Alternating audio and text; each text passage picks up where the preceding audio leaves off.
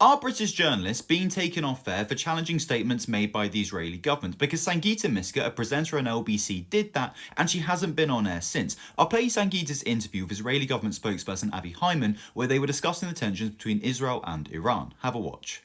What the Iranians, of course, have said is that this is a retaliatory strike after Israel struck its consulate in Syria. Now, we all know that the way diplomacy works is consulates and embassies are considered sovereign territory of the government that is concerned. What Israel did by taking that action against Iran was escalate what is already an incredibly fragile situation.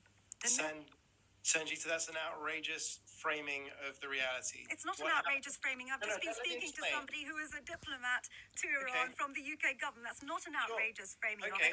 What Israel did was strike what is considered in diplomatic circles the sovereign territory of Iran, whether we like it or not. No. And there was undoubtedly going to be a blowback. So did Israel game out what was going to happen next? Firstly, I'm not going to speak directly to that strike. What I can say definitively, and this is why it's outrageous, I can say definitively is that that wasn't an embassy, it wasn't a consulate, it wasn't any type of diplomatic mission. It's been widely reported as that. Because that's what Iran says. Because that's what Iran says. So would you like to copy and paste? Are you suggesting every single news organisation in the world has got that wrong? Now, Sangeeta hasn't been on LBC since the day of that recording, and LBC haven't released a statement explaining where she is, which is quite odd because Sangeeta is a popular presenter on the station, and to pull her from the airways without any explanation is bizarre. Now, why might this be the speculation? Well, you might remember that Bel Donati had Israeli politician Danny Danon on her Sky News show and it got a bit heated. Have a watch. You've made your point. You've also departed from the original question. Let's just take you back to these. One of the provisional measures is about the incitement. We will eradicate Hamas. Right, okay, yes, absolutely.